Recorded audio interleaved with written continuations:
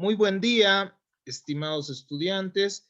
En nuestra última clase, tal cual hace un momento recordábamos, hemos revisado los sistemas jurídicos, hemos podido analizar cuál es la estructura de la norma jurídica y veíamos que la norma está compuesta al menos en su estructura básica o al menos en la mayoría de las normas jurídicas nosotros encontramos esta estructura que implica una hipótesis o supuesto de hecho, que es una descripción que realiza la norma de los sucesos que podrían darse en la vida real y a estos les atribuye una consecuencia normativa o una consecuencia jurídica, una disposición se le llama. Entonces son dos elementos que nosotros llegamos a distinguir. Y esto es importante al menos cuando nosotros tratamos de la teoría de los hechos, hechos y actos jurídicos. La teoría de los hechos y actos jurídicos, nosotros decíamos en nuestra última clase, es un distintivo del sistema neorromanista, es decir, del sistema que ha tenido mayor influencia en nuestro ordenamiento jurídico, es decir, en nuestro sistema de normas, ¿no? En el sistema de normas boliviano. Nosotros hemos visto que el sistema anglosajón, por su parte, se basa en el precedente, ¿no? Pero en el sistema romanista, neorromanista o romano-germánico, que es el que seguimos, hay un razonamiento diferente y se presupone que todas las conductas tendrían que estar previstas en la norma, ¿no? Todas las conductas relevantes jurídicamente y, bueno, la norma le va a atribuir ciertas consecuencias jurídicas. De esta manera decíamos que la norma está compuesta por estos dos elementos, una hipótesis de hecho y una consecuencia jurídica. Es así que nosotros continuamos con el análisis de la norma jurídica y veíamos que los hechos jurídicos emanan cuando son aptos, cuando sucesos, eventos o acontecimientos de la vida son aptos para materializar esa consecuencia jurídica que está en la norma. Es decir, cuando estos se subsumen, se adecúan y, bueno, se realizan conforme a lo previsto en una norma jurídica, ¿no? Pero también hay hechos ajurídicos, nosotros decíamos, algunos que el legislador no ha considerado relevantes para el mundo jurídico. Y hay ciertos hechos, sucesos que no entran dentro del mundo jurídico, decíamos, porque no están previstos por una norma jurídica. Entonces nosotros ya realizábamos ciertas distinciones y podríamos decir que el hecho jurídico, reiterando ya lo manifestado, es un conjunto de, bueno, el hecho jurídico se refiere a sucesos, acontecimientos, eventos generados por la naturaleza o por el hombre que van a producir consecuencias jurídicas. Y bueno, nosotros dentro del hecho jurídico distinguíamos a una subclasificación que es el acto jurídico, y el acto jurídico va a referirse a todos sucesos, acontecimientos, eventos producidos por la voluntad del hombre, ¿no? Veíamos que el hecho jurídico puede ser simple o complejo según los elementos que se necesiten para que se materialice, ¿no? Los hechos jurídicos serán simples cuando el presupuesto de la norma solo exige un elemento para las consecuencias jurídicas, ¿no? Por ejemplo, la sucesión mortis causa. Para que alguien pueda ser instituido como heredero, para que alguien pueda ser sucesor por causa de muerte, basta la muerte del causante, ¿no? Entonces, desde ese momento ya puede entrar en posesión. Un ejemplo, ¿no? En realidad podría llegar a ser más complejo, pero estamos dando algunos ejemplos. O bueno, también dentro de los hechos jurídicos complejos, nosotros hablamos de ciertos eh, sucesos o, bueno, ciertas consecuencias jurídicas que para materializarse requieren de varios elementos, ¿no? Y les decía, un ejemplo típico es todos los requisitos que tenemos que cumplir para lograr un trámite administrativo, ¿se acuerdan? Nosotros, por ejemplo, para sacar antecedentes policiales, que es una consecuencia jurídica establecida por una norma, eh, nosotros tenemos que cumplir ciertos requisitos, ¿no? Nuestro carnet de identidad, realizar un pago, etcétera, etcétera. Entonces, igual cuando sacamos nuestro carnet, nuestra licencia, entonces el hecho jurídico es complejo cuando son varios los elementos que tienen que concurrir para materializar la hipótesis de la norma. También se encuentra hechos jurídicos, otra clasificación nos va a decir que podemos encontrarnos ante el hecho jurídico natural y el hecho jurídico humano. El hecho jurídico natural, decíamos que es aquel conjunto de sucesos, eventos, acontecimientos producidos por la naturaleza que van a ser aptos para generar consecuencias jurídicas. Es decir, que no solo la actitud y la actitud y la voluntad del hombre van a ser las que generen consecuencias jurídicas, ¿cierto? La naturaleza por sí misma puede producir efectos jurídicos, ya que el nacimiento, por ejemplo, la muerte generan efectos jurídicos y no, son sucesos naturales, ¿no? También el tiempo que transcurre naturalmente produce efectos jurídicos, ¿no? Nosotros veíamos que uno cumple la mayoría de edad y a partir de la mayoría de edad, a partir de los 18 años, va a tener esa capacidad de obrar, es decir, ya va a poder formar parte de juicios, ya va a poder formar parte de negocios jurídicos, va a poder realizar contrataciones, ¿no? Ya no va a tener que ser representado por sus padres. Entonces, hay consecuencias jurídicas que emanan de la naturaleza. Y nosotros vamos a estudiar algunas cuando nos toque revisar el caso fortuito en esta materia de teoría de la responsabilidad.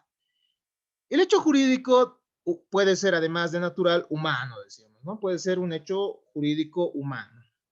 Y el hecho jurídico es humano, es aquel que tiene consecuencias por la actitud del hombre, pero puede ser voluntario o involuntario. Cuando es involuntario, hablamos de un hecho jurídico estricto sensu, ¿no? El momento que alguien no quiere producir el hecho, pero aún así no quiere producir el suceso, pero aún así esto genera consecuencias jurídicas, ¿no?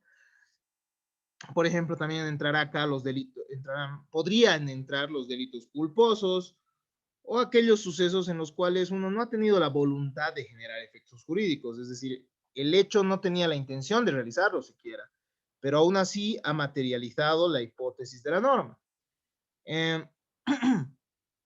La accesión también es una de las formas, ¿no? De hecho jurídico stricto sensu. ¿Por qué? Porque hay una figura que se llama la accesión, ustedes van a estudiarla en la materia de bienes, ¿no? ¿Qué nos dice?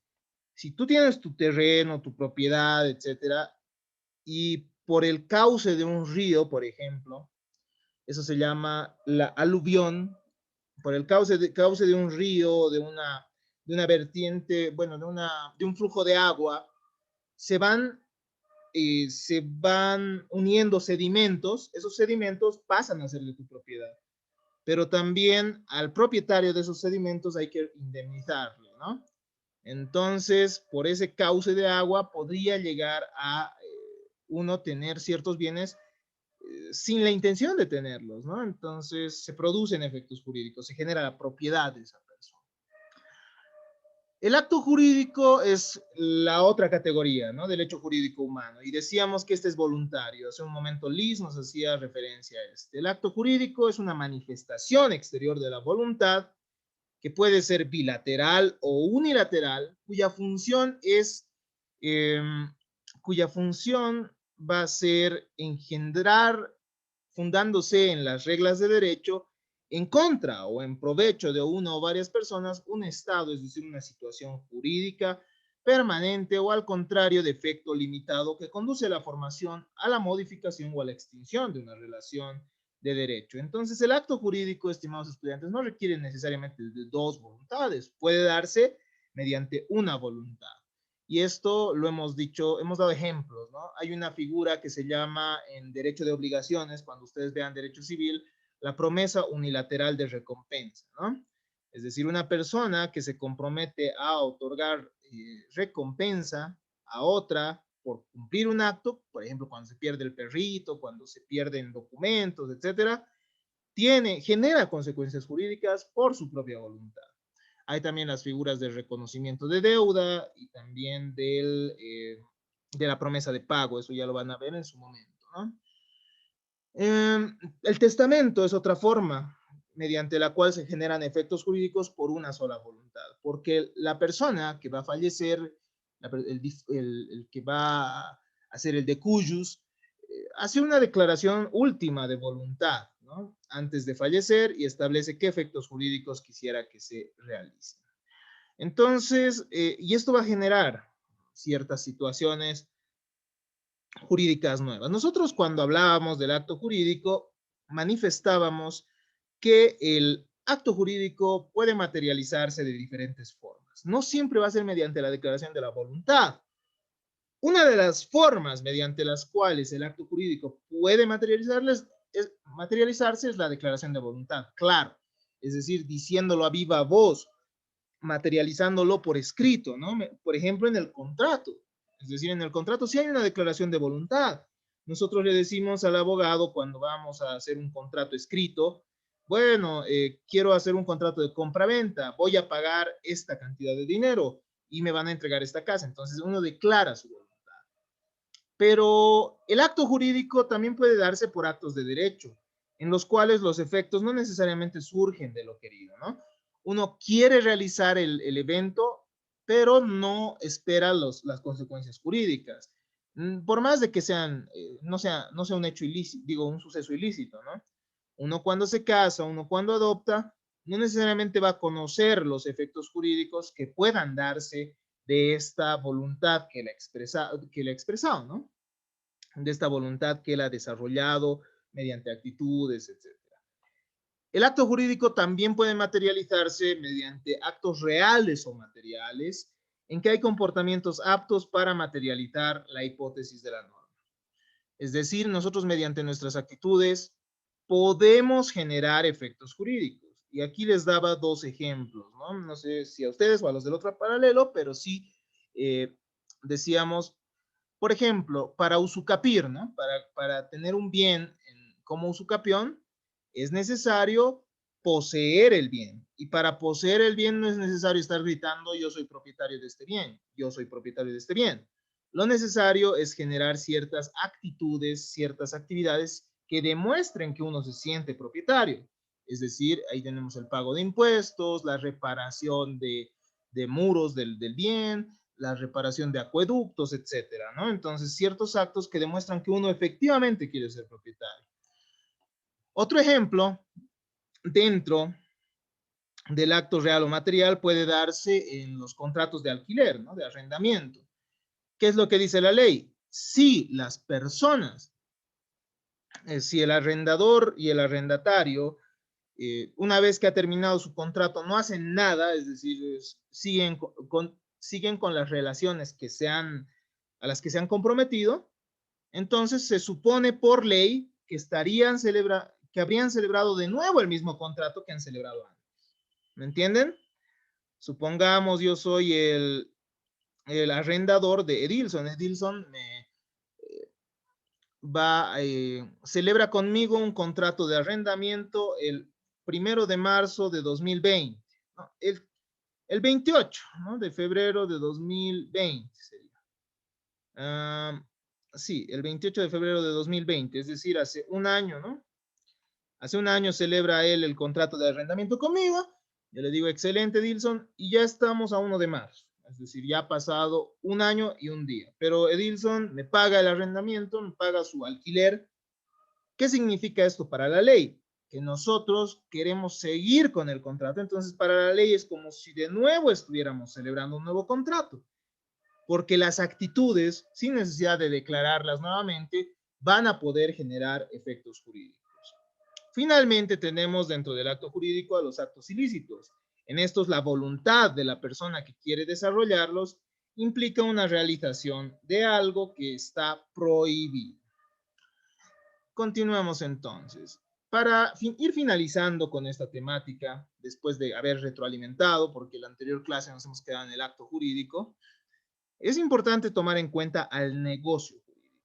El negocio jurídico es una figura sumamente importante que ha sido estudiada por el derecho alemán, posteriormente la doctrina italiana también, por ejemplo, en Emilio Betti, uno de los grandes autores del Código Civil Italiano de 1942, estudia esta temática del negocio jurídico. Y bueno, es de suma trascendencia. ¿Por qué? Porque tiene además características económicas. En el hecho jurídico nosotros decíamos que estábamos ante un conjunto de sucesos, eventos de la naturaleza o del hombre que pueden generar efectos jurídicos, ¿cierto? En el acto jurídico nosotros decíamos la voluntad del hombre puede generar efectos jurídicos. Pero en el negocio jurídico, estimados estudiantes, nosotros vamos un poco más allá. ¿Por qué?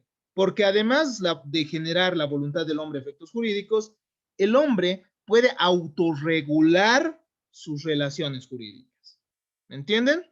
Es decir, en el negocio jurídico ya estamos ante las circunstancias por las cuales el hombre podría llegar a establecer la forma en la que se desarrollan sus relaciones jurídicas.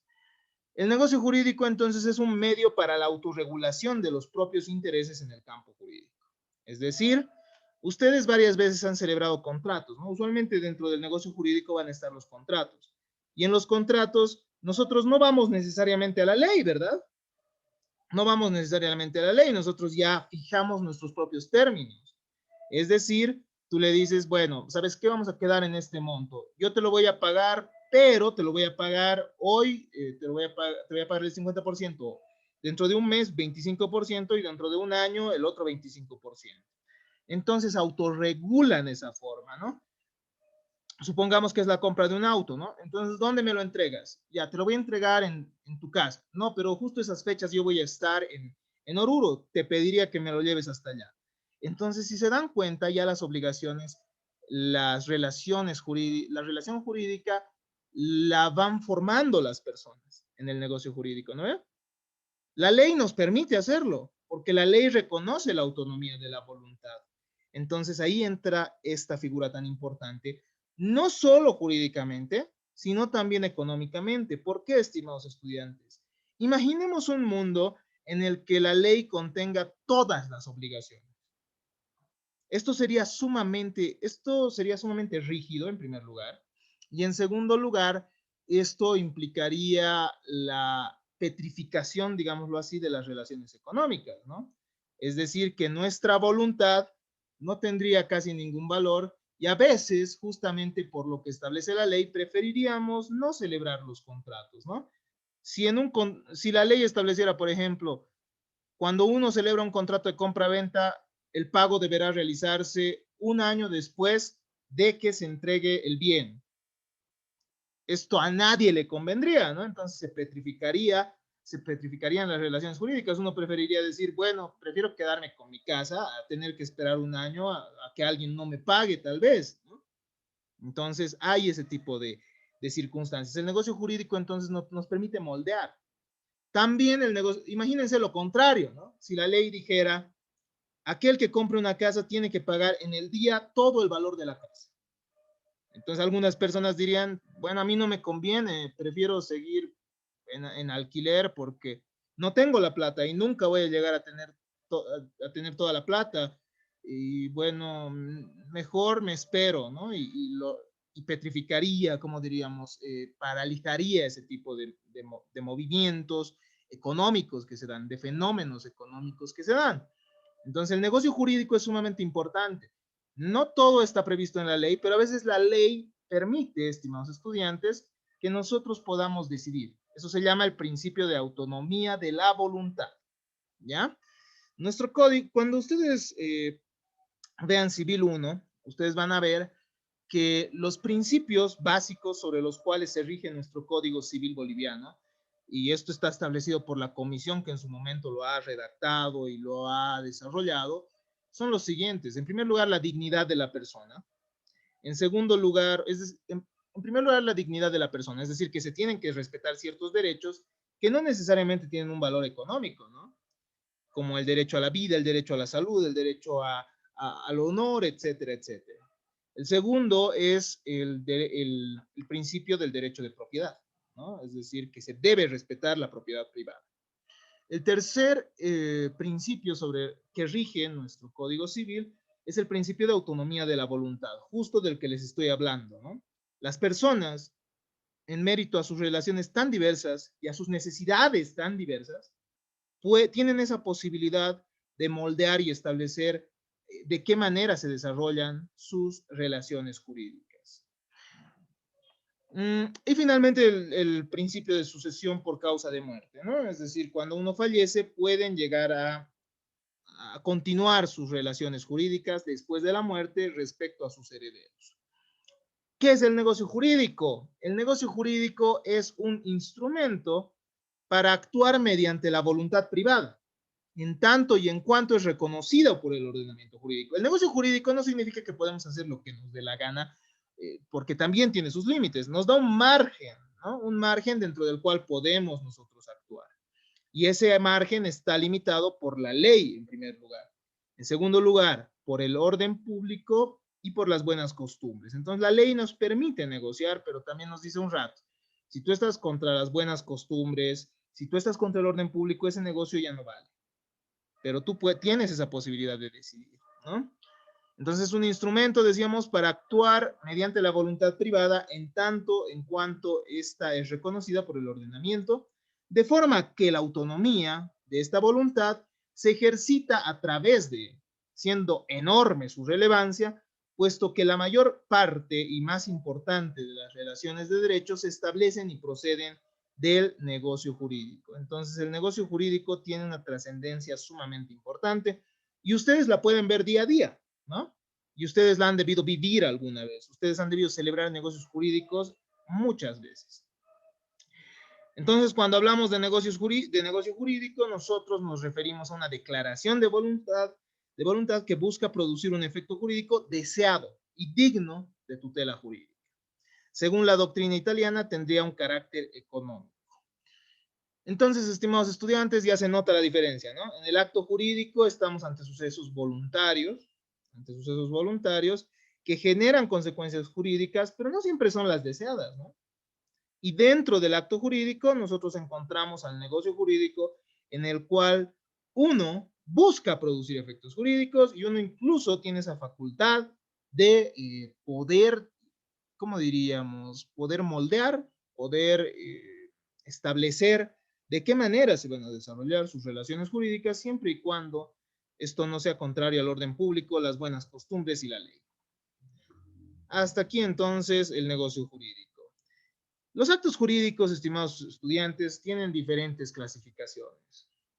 Ustedes van a encontrar a lo largo de toda la carrera diferentes actos jurídicos que van a ir generando consecuencias jurídicas de las más diversas y que van a tener peculiaridades según uno de sus elementos. Así, por ejemplo, según la cantidad de voluntades para su estructuración, el negocio jurídico puede ser unilateral, cuando se necesita solo una voluntad para que genere efectos jurídicos. Esto, por ejemplo, se da en el testamento, en la promesa de pago, en la promesa pública de recompensa, en el reconocimiento de deuda. Pero también las voluntades, los actos jurídicos, según el número de voluntades, pueden ser bilaterales, ¿no? Esto puede darse en los contratos de compra-venta, permuta, mandato, en el contrato de transacción, por ejemplo. Los actos jurídicos pueden ser plurilaterales también, pues pueden requerir de varias voluntades para poder generar efectos jurídicos, ¿no? Según estén dirigidos a una persona, estos pueden ser recepticios o no recepticios. Los actos jurídicos recepticios están dirigidos a una persona concreta, ¿no? El momento que yo le digo a Valerie, quiero comprarte tu automóvil, ya estoy dirigiendo el acto jurídico hacia una persona específica. Pero pueden ser también no recepticios, es decir, dirigidos a personas indeterminadas. Por ejemplo, esto se puede dar en la promesa pública de recompensa, ya hemos dicho, o en el Estado, no sé si ustedes han visto, se dan licitaciones, ¿no? El Estado ofrece un negocio jurídico, ¿no? Les dice, a ver, necesito barbijos, imaginemos, necesito barbijos. ¿Cuáles son las empresas que quieren presentarse? Entonces, no está esto dirigido a una empresa específica, ¿no? Esto puede ser a varias empresas y de ahí el Estado selecciona a cuál va a ser la que le va a brindar ese servicio. Un ejemplo. Los actos jurídicos pueden ser a título gratuito, según sean necesarios sacrificios patrimoniales, cuando el sacrificio patrimonial solo emana de una persona. Por ejemplo, en la donación, ¿no? Cuando uno regala algo, solo uno está realizando el sacrificio patrimonial, es decir, solo el donante, y el donatario, es decir, el que recibe el acto, el bien donado, no está recibiendo nada, no está realizando ningún sacrificio, ¿no? Los actos jurídicos pueden ser también a título oneroso en caso que ambas partes realicen sacrificios patrimoniales. Esto puede darse, por ejemplo, en el contrato de compra-venta. ¿No ve? En el contrato de compra-venta, uno realiza el sacrificio patrimonial de entregar un bien y el otro realiza el sacrificio patrimonial de realizar un pago de dinero. También en la permuta, ¿no? Cuando cambian bienes. Los actos jurídicos además pueden ser mixtos, es decir, que comiencen siendo a título gratuito, pero que posteriormente puedan ser a título oneroso. Esto, por ejemplo, en el contrato de depósito, ¿no? El depósito será a título gratuito, es decir, yo te entrego mi bicicleta, me la cuidas y después no hay problema. Entonces, solo hay un sacrificio, ¿no? De quien va a cuidarlo. Pero puede ser que la persona depositaria lo deje mucho tiempo y hayan gastos extraordinarios para la conservación de lo que deja, ¿no? De la cosa que deja en depósito. En ese caso, entonces, vamos a estar nosotros ante un contrato mixto, digo, un acto jurídico mixto. ¿Por qué? Porque si bien en un principio no había que pagar nada, no había que realizar ningún sacrificio patrimonial, posteriormente sí. Tenemos además los actos neutros, ¿no? Aquellos en los cuales no hay ni sacrificio patrimonial, ni tampoco se recibe a título gratuito algo, ¿no? Es decir, no genera esto ni un beneficio, ni tampoco va a generar un sacrificio como tal. Dentro de estos, por ejemplo, estará el repudio de la herencia, ¿no? O el rechazo de la herencia. Cuando uno rechaza la herencia, en primer lugar, no se beneficia, pero tampoco se perjudica, ¿no? Es decir, su situación va a seguir siendo la misma que él tenía antes patrimonialmente, pero cuando ha rechazado, eso no le afecta. Entonces es neutro cuando no hay ni sacrificio patrimonial, ni tampoco un beneficio que pudiera percibir. También los actos jurídicos pueden ser intervivos, cuando se realicen en vida de las personas que intervienen, o mortis causa, en caso de requerir que una de las personas fatalmente fallezca, ¿no? Fallezca. Intervivos como cualquier tipo de contrato, mortis causa como el testamento, como el testamento, ¿no? Básicamente. Ya. Pueden ser conmutativos. En los contratos conmutativos o en los actos jurídicos conmutativos, los autores conocen las desventajas y las ventajas del acto, ¿no? Saben cuáles son los beneficios que va a tener y cuáles serían las desventajas y gastos que tienen que realizar. Cuando uno realiza un contrato de transacción, por ejemplo, la transacción, estimados estudiantes, es un contrato bilateral por el cual las partes realizan mutuas concesiones para evitar un futuro proceso o para terminar un proceso que ya existe. El contrato de transacción, a ver, les adelanto, esto lo van a ver mejor en otra materia, pero ¿qué es lo que pasa, no? Ya tenemos un juicio, pero decimos mejor transaremos, ¿no? Arreglaremos. Entonces el contrato de transacción es eso. Ya sabes que ya no te voy a pedir lo que te estoy pidiendo en juicio, te voy a pedir menos y el otro ya ni modo. Entonces yo no quería pagarte nada, pero te voy a pagar y cerraremos esto y ya no hay juicio. Eso al menos en materia civil es posible, ¿no? Entonces el contrato de transacción es conmutativo porque ambas partes saben lo que pierden, saben lo que ganan. Pero hay también contratos aleatorios. Dentro de los contratos aleatorios, los autores no conocen las ventajas y desventajas del acto. Nosotros podemos ver, por ejemplo, un contrato aleatorio en el contrato de sociedad que se celebra para generar una empresa, ¿no? Uno no sabe cuáles son las ganancias específicas que va a llegar a tener. No sabe cuánto podría llegar a perder tampoco, ¿no ve? Bueno, también hay un límite, eso ya lo van a ver en derecho comercial. También tenemos contratos nominados o típicos y contratos innominados o atípicos, según los mismos se encuentren establecidos por la ley en sus efectos jurídicos. Hay contratos, estimados estudiantes, que genéricamente al menos están regulados por la ley, ¿ya? O sea, hay actos jurídicos que están regulados por la ley. Por ejemplo, van a ver, si ven el Código Civil, revisan, le dan una ojeada y van a ver varios contratos, ¿no? Mandato, comodato, compraventa, mutuo préstamo, permuta, contrato de sociedad, o sea, hay contratos que los establece la ley y establece ciertas consecuencias jurídicas, al menos las obligaciones básicas que debe generarse, ¿no? De estos contratos. Eh, pero también hay actos innominados, es decir, aquellos que no están expresamente previstos por la ley, pero que, bueno, pueden llegar a ser permitidos. Yo les doy un ejemplo, ¿no? Cuando uno es cuidador de una casa, celebra un contrato medio raro, ¿no? Cuando uno es cuidador de casa, ¿qué le dice? Bueno, tú eres el propietario de la casa, yo vivo aquí a cambio de cuidártelo la casa. ¿No ve? No sé si han visto, han debido conocer alguna vez de ese tipo de contrato. Ese contrato no está establecido por la ley en ninguna parte, entonces es un contrato innominado porque la ley no lo prevé. O no sé si ustedes alguna vez han jugado Pasanacu, ¿no? ¿Han jugado Pasanacu alguna vez o han visto a sus papás, mamás jugar? Tal vez sí, ¿no? Es decir, que dan una cuota mensual y según el número que les toque van recibiendo todo el dinero que tendrían que ahorrar. Entonces, eh, en estas circunstancias, estimados estudiantes, estamos ante un contrato también, ¿por qué? Porque todos han acordado, ¿no? Plurilateral sería en primer lugar, porque son varias las voluntades que se requieren. Y en segundo lugar sería un contrato innominado. ¿Por qué? Porque esto no está establecido por ley. Los efectos del pasanacu o cuándo se tiene que pagar, etcétera, no están en la ley.